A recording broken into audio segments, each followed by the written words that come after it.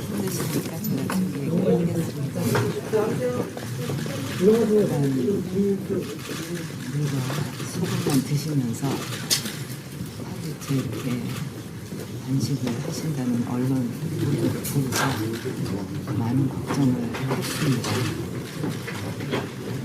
그러나 더 계속 단식을 하시게 되면 몸이 많이 상하게 돼서 회복이 어렵다고 생각합니다. 정부 여당이 이렇게 대표님의 단식에도 불구하고 아무런 반응을 하지 않는 거, 이것은 정치 도의상 있을 수 없는 일이라고 생각합니다. 비록 장 대표께서 요구하신 토대교 관련 특검 그리고 공천 비리에 대한 이 특검을 정부 여당이 받아주지 않아서 그럼 뭐 아무것도 얻지 못한 단식이 아니냐 이렇게 비난할 수도 있겠죠. 그러나 절대 그렇지 않습니다. 뭐 생각이 조금씩 다를 수는 있겠지만 정치인으로서 옳다고 생각한 것에 대해서 목숨을 건 투쟁을 할 것, 이 점에 대해서 국민들께서는 대표님의 진정성을 인정할 것입니다.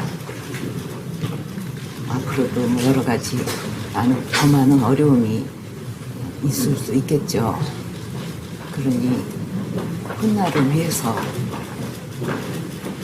오늘 단식을 이제 멈추시고 건강을 회복하셨으면 합니다. 그래서 오늘 이 자리에서 이제 단식을 그만두겠다 이렇게 약속을 해주셨으면 합니다. 그렇게 하겠습니다. 고맙습니다.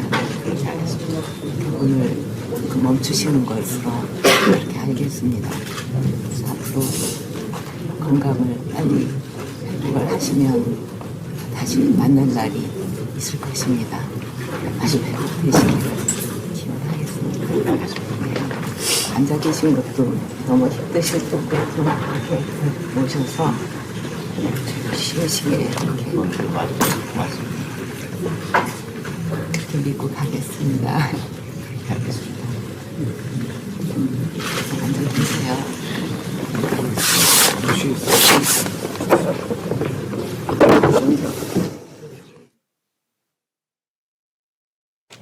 저희 이제 목소리 들어갑니까?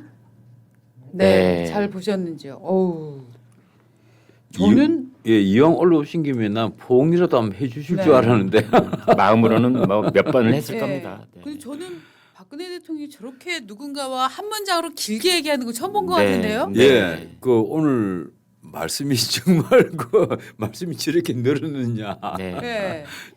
원래 원래 마음속에 네. 가다듬었던 말을 굉장히 그 문장을 쭉 앞뒤를 살펴보면은 굉장히 준비하신 말씀을 한 것 같아요. 네. 그렇죠. 그래서 목숨 건 투쟁의 진정성을 국민들이 인정할 것이다. 네. 그건 이제 박근혜 대통령이 인정한다라는 뜻하고 똑같은 거죠. 그렇죠. 예. 그리고 이제 아무튼 그 마지막 말이 저는 또 기억에 남는데 다시 만날 날이 있을 것이다. 그러니까 당 대표와 내가 다시 만날 날이 네. 있을 것이다. 예. 네. 이것은 앞으로 있을 선거 국면에 네. 박근혜 대통령이 직간접적으로 할 일이 있다면 그 일을 내가 해낼 수도 있을 것이다라는 의미로 저는 받아들였거든요. 예. 물론 현장에서 그런 말은 없었습니다만 예. 다시 만날 날이라는 네. 것은 뭐 10년 뒤를 말하겠습니까? 그렇지 그렇겠네요. 않다고 봅니다. 예, 네. 예.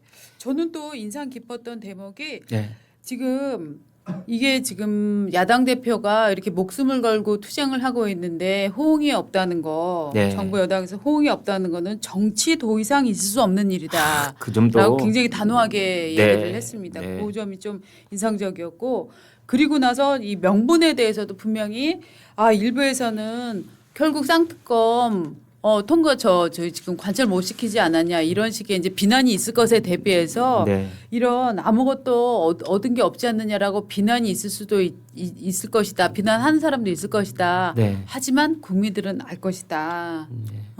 당신이 얼마나 진정성 있게 이런 외침을 했는지 국민들은 알아주실 것이다. 이런 워딩을 한 것도 저는 굉장히 인상적이었어요. 그래 하실 말씀 다 한 거예요. 네. 예. 네. 내가 가만히 짚어야 될 대목을 다 짚었어요. 네. 중요한 대목은 진짜 다 짚어. 그렇죠. 것 같아요. 그러니까 그리고- 이제 뭐 명분 없다, 뭐 얻은 것 없다, 네, 뭐 네. 테러가 없다. 이 모든 그 이를테면은 장동혁 대표의 단식을 비판할 수 있는 모든 대목의 요소를 네. 지금 저 박근혜 전 대통령이 다 커버를 해줬다 이렇게 봐야 되는 거 아닙니까? 그래서 이제 장동혁 대표도 박근혜 대통령이 하는 말에 대해서 보탤 말이 없으니까 네. 짧게 그렇게 하겠습니다라고 예. 했거든요. 네. 근데 바로 이제 단식을 끝낼 수는 없을 것 같고 저기서는 이제 저자를 벗어나서 병원으로 가려면은 단식을 멈추며 혹은 끝내며라는 뭔가 성명이 발표될 것 같아요. 네. 제가 그냥 예상하기에 예, 예. 그리고 대통령이 그렇게 간곡하게 말씀을 하시니 그렇게 하겠습니다라고 대답은 했는데 이게 오늘 당장 단식을 끝내겠다는 것인지 아니면 뭔가 후속 절차를 조금만 더 밟아 가겠다는 것인지 네. 그건 좀 지켜봐야 될 것 같은데 일단 멈춘다면 멈추는 것에 대한 이제 명분과 앞으로의 계획을 담은 그런 이야기의 성명이 나와야 될 거라고 봅니다. 네. 만약에 단식을 멈추지 않는다면 네. 이 민주당과 대통령실의 입장이 굉장히 곤란해질 겁니다. 예. 이거 어떻게 해야 되나? 이제 박 대통령이 와서 저렇게 조목조목 얘기를 하고 갔단 말이에요. 네. 여기에 그래서 우리도 가야지 이렇게 가기에는 예. 정치적 명분이 쓰지 않는단 말이에요. 그동안에 안 갔다가 네. 타이밍을 그러니까 놓친 측면도 예, 있고요. 이래서 정청래는 정청래대로 고민을 할 것이고 네.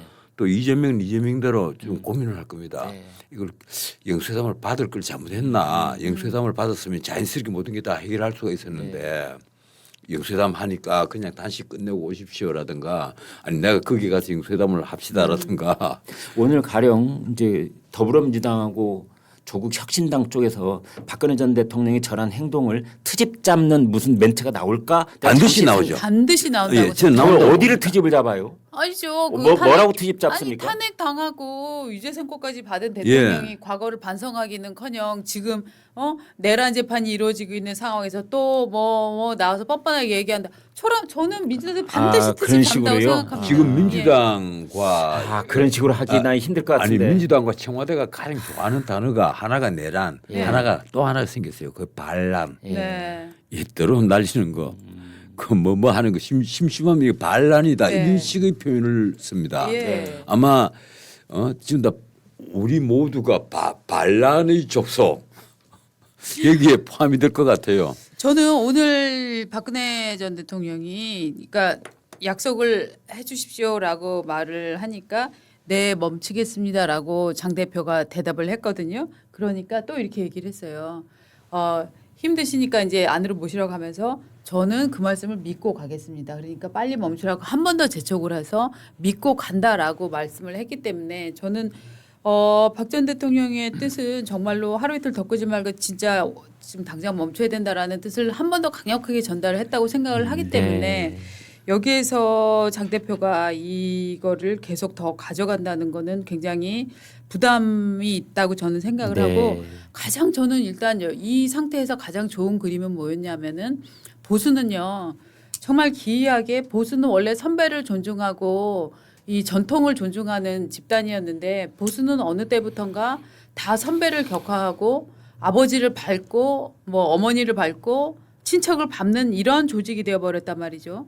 근데 지금 과거에는 그래도 야당 대표가 단식을 하면은 뭐 여당에서 뭐 이런 식의 좀 예의라도 갖췄는데 지금은 아무도 인정받지 못하는 단식을 장동혁 대표가 시작을 했는데 그래서 심지어 당 내부에서도 한 반 정도는 인정하지 않았어요. 장동혁의 단식은 뜬금포다 의미가 없다라고 얘기를 했는데 그때 장동혁 대표의 결국은를 격려해주고 목숨을 생각해주는 사람은 결국은 보수의 다른 선배들이었다. 저는 이런 그림을 만들었다는 점에서 보수의 선배의 복원의 날.